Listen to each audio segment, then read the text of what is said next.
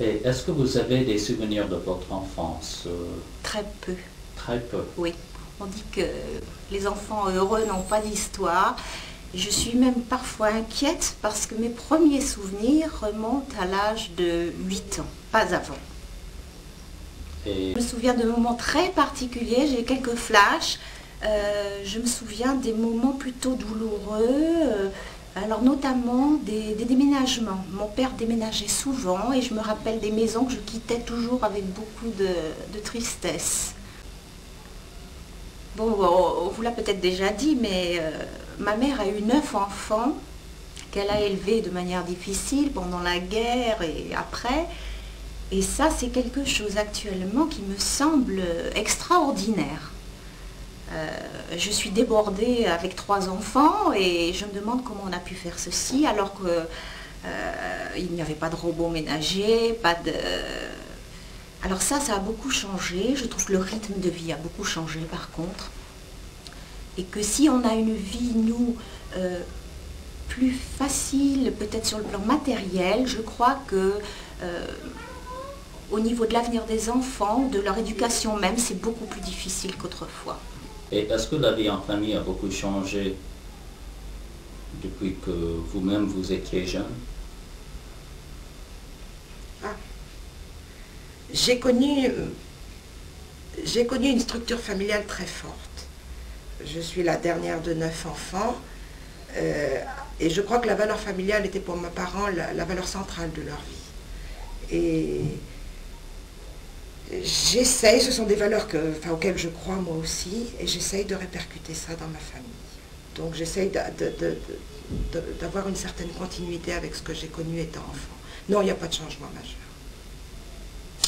Beaucoup de souvenirs d'enfance compte tenu de la famille nombreuse que nous sommes. Et c'est vrai que la plupart de mes souvenirs sont liés à une vie de groupe, en famille.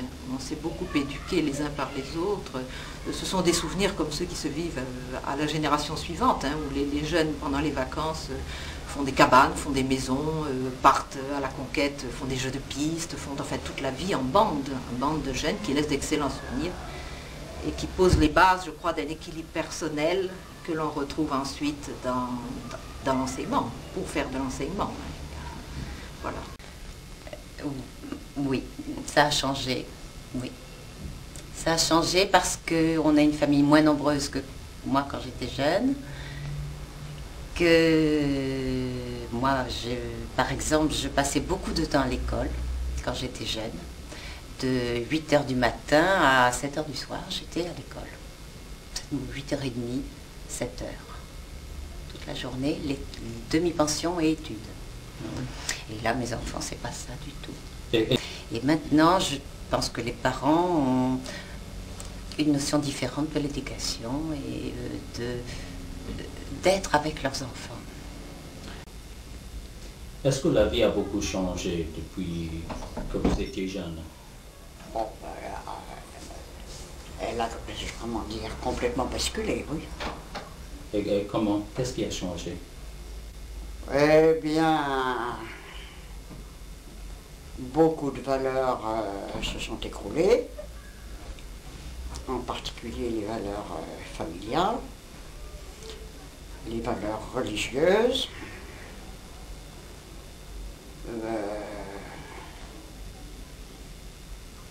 C'est un style de vie totalement différent.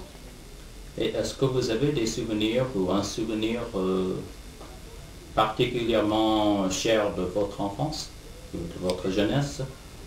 C'est-à-dire de ma jeunesse avant mon mariage ou depuis mon mariage? Avant mon mariage, je faisais partie d'une famille nombreuse, nous étions 10 enfants.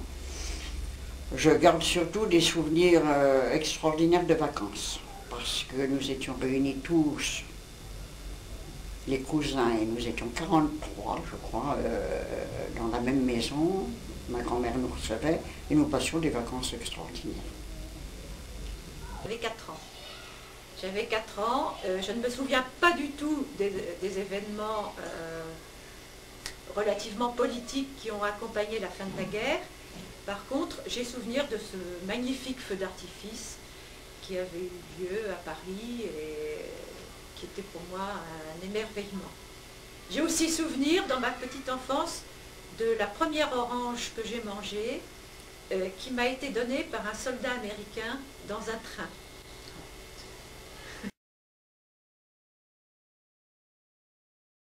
Quel est, selon vous, le problème social le plus important en France en ce moment? Le chômage, bien sûr. Le chômage. Ça, c'est de toute évidence le problème majeur depuis 15 ans. Grand problème social en France, je vais pas être très original, hein, comme du fait que je m'occupe des jeunes, pour mon sens il y en a deux.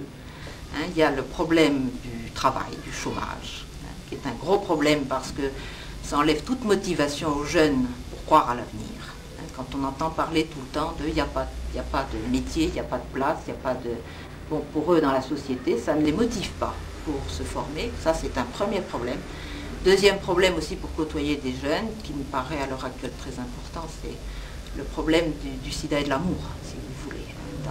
Côtoyant des adolescents, je sais que c'est un problème qui les marque considérablement à l'heure actuelle. Est-ce que vous voyez une solution à ces deux problèmes? Non, hélas non. Hélas non, tout au moins il y en a sûrement, mais ce ne sont pas de ma compétence, pas du tout. Donc je fais confiance à nos dirigeants, j'espère qu'ils trouveront à l'échelle internationale. Alors ce que l'on entend dire, c'est le chômage. Ce que l'on entend dire, je ne sais pas si c'est le problème le plus important. Je pense que c'est plus un problème de responsabilité civique. Quand l'économie va, on peut penser à autre chose. Bien sûr, alors bon, le chômage, c'est le problème, parce que c'est celui qui conditionne finalement tout le reste. Moi je crois que oui, c'est le grand problème de cette fin de siècle avec le sida, mais qui est quand même un problème que j'estime peut-être plus marginal que le chômage. Et quel est, selon vous, le plus grand problème en France en ce moment? Bon, c'est le chômage. C'est le chômage. Et y voyez-vous une solution? Non. Si vous aviez un conseil à donner à vos enfants ou aux jeunes Français d'aujourd'hui, qu'est-ce que ce serait? Ben, mes enfants, je m'en garderais bien. Et aux Français, je crois que je ne serais pas très écoutée.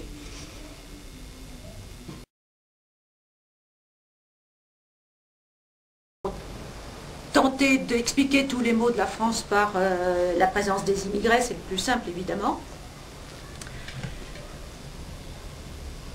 Tous les Français qui sont en difficulté, beaucoup des Français qui sont en difficulté par la crise économique, par la récession actuelle, ont tendance à adopter des idées simples. Mais bon, je pense, moi je fais confiance à mon peuple, je crois que c'est un peuple qui a une bonne conscience politique depuis longtemps. Et je pense que les idées trop simples disparaîtront. Je pense qu'il faut la réglementer et qu'il faut reconnaître les droits des immigrés, mais à condition qu'eux s'intègrent également. L'immigration en France, le problème qui m'est cher, l'immigration, car j'ai fait partie pendant plusieurs années d'un mouvement qui s'appelait France Terre d'Asile. Et c'est un mouvement qui partait du principe que la France était un pays justement d'asile pour les réfugiés politiques. Donc je pense que pour les réfugiés politiques, c'est très important que la France reste une terre d'asile, quels que soient les problèmes de chômage ou les problèmes d'emploi qui peuvent se poser autour de cette immigration. Bon, je persiste à croire sur le plan idéologique que rester terre d'asile, c'est très important pour les réfugiés politiques, c'est-à-dire les vrais, ceux dont la vie est menacée dans leur pays. C'est ça qui correspond à la définition. Alors en France, c'est un problème des grandes villes, je crois. Et là où nous vivons, on ne ressent pas ce problème du tout. Alors bon, moi je suis un petit peu, comment dire, juge et partie dans l'affaire, puisque je suis moi-même donc mariée à un immigré, un Algérien. C'est une intégration, c'est une communauté qui s'intègre difficilement, hein, qui pose beaucoup de problèmes pour les Français. Alors, je constate que, bon, dans ma ville, par exemple, il y a très peu de Nord-Africains. Il y a beaucoup de Portugais et d'Italiens qui, eux, se sont fort bien intégrés, mais il y a une génération, voire 2 générations de plus qu'avec les Maghrébins. Donc, je crois qu'on y arrivera. On y arrivera, mais je crois qu'il faut une génération encore. Et vous pensez que les Français sont racistes? Oui, oui. Oui, oui, ils le sont sous plein de formes, hein. Ils le sont entre eux, socialement. Hein. Il y a toujours le préjugé envers le plus petit, le plus faible, celui qui gagne moins. Alors vis-à-vis des étrangers, bon ben... c'est sûr qu'un Français ne regardera pas pareil un travailleur d'origine américaine. Et il y a des degrés, il y a l'Italien au-dessus. Et puis alors vraiment, je crois que l'intégration qui pose le plus de problèmes, c'est effectivement avec les Maghrébins. Et en tant que famille ou ayant un mariage dit mixte, oui. Est-ce que ça a posé des problèmes? Alors ça a posé des problèmes dans ma famille. Évidemment, lorsque j'ai annoncé à mes parents que j'allais me marier avec un Algérien, un musulman de surcroît, ça a posé beaucoup de problèmes. Mais avec le temps, les problèmes se sont effacés. Donc c'est pour ça que je suis finalement pas optimiste. Mais je crois qu'en les regardant vivre, et pour peu qu'ils y mettent un petit peu de modération, notamment en ce qui concerne leur religion, je crois que ça devrait pouvoir se faire. Alors, je n'aime pas beaucoup le président actuel. Je trouve qu'il est d'abord beaucoup trop âgé. Voilà, d'abord, premier principe, il est trop vieux. Bon, et le gouvernement, je suis contente de ce changement. Je suis contente. Il est bien, de toute façon, que la France ait fait son expérience socialiste. Je pense. Ben, les Français n'en pensent pas de bien, je pense, du président. Hein, j'entends du président, puisque bon, il est à la fin de son 2e septennat, 14 ans c'est bien long, que le pouvoir use.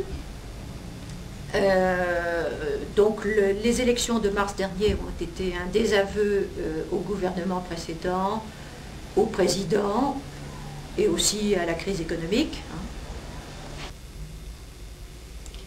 Le président, plus vite il partira, mieux ce sera. Le gouvernement actuel a une tâche très difficile parce que les socialistes nous ont laissés dans une situation dramatique, tant au point de vue économique qu'au point de vue... J'espère qu'ils vont pouvoir remonter la situation, mais ça sera long et ce n'est pas assuré.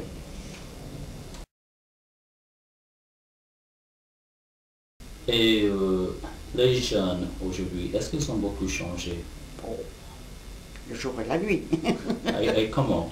Quelle est la différence entre les jeunes d'aujourd'hui et... À mon avis, ils sont très individualistes. Ils ne vivent pas, peut-être plus maintenant où ils ont quand même le problème du chômage, de leur avenir, mais ils vivent dans l'immédiat. Ils sont généreux, mais beaucoup plus en parole qu'en action. Ils ont certainement d'autres valeurs, mais des valeurs que personnellement je connais mal. L'amitié, certainement, joue un très grand rôle dans leur vie. Est-ce que les jeunes ont beaucoup changé aujourd'hui? Oui. Et comment? Les jeunes, ils ont toujours, si vous voulez, cette générosité, mais ils sont très anxieux de leur avenir parce que c'est difficile, professionnellement. Je crois qu'ils en ont conscience et qu'on les pousse beaucoup, assez jeunes, à la compétition scolaire et on leur dit niveau des examens, et puis même avec ça, ils ne sont pas sûrs de... Je crois que les jeunes sont très attirés par les États-Unis. Les jeunes, mes étudiants, mes enfants sont très attirés par les États-Unis à cause de la musique, à cause du cinéma, à cause de toute cette civilisation américaine qui nous vient largement d'outre-Atlantique. Ce que je souhaite, c'est que, qu'est-ce que vous souhaitez? Moi, je souhaite, si vous voulez, que les jeunes trouvent du travail. Ça, vraiment, je souhaite. Et qu'est-ce que vous pensez de l'Europe unie? Bien, moi, l'Europe unie, ça a été, à mon point de vue, la grande aventure de ma génération. Comme je vous l'ai dit tout à l'heure, moi, j'ai eu la vocation d'économiste parce que j'étais au moment où l'Europe s'est créée. Actuellement, on est un peu dans une période de désenchantement de l'Europe parce que, bon, d'abord, tout s'est déstabilisé avec la rupture du mur de Berlin, que tous nos repères habituels ont été remis en cause. Je pense, oui. Et pourquoi? Ah, peut-être pas pour demain, si vous voulez. Je pense qu'il faut pas foncer tête baissée sur un projet sans en avoir bien discerné toutes les retombées, mais je pense qu'on y arrivera sûrement. Affaire de temps. Moi, je suis d'accord sur l'Europe, mais à certaines conditions, et en particulier l'Europe unie, en effet. Or, elle n'est pas encore unie. À mon avis, ça n'est pas encore pour demain. Mais j'y suis favorable. À condition que la France se trouve dans les mêmes conditions que les autres pays d'Europe.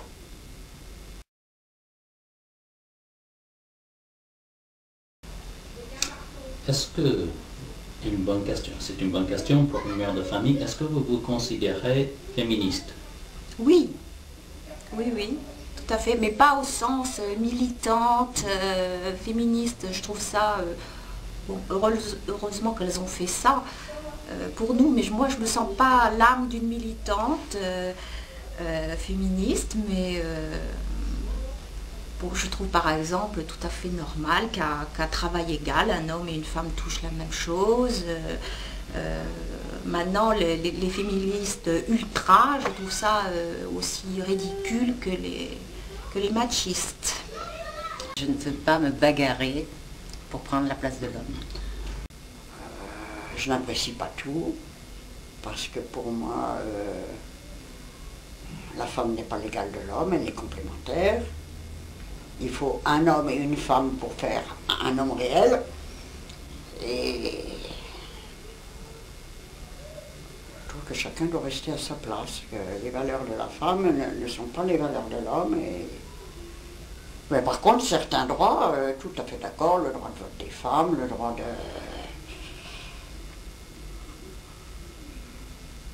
l'égalité entre époux, que la femme ne soit plus comme elle était en France, je ne sais pas pour vous, mais enfin, elle était en état d'incapacité civile, c'est parfaitement d'accord.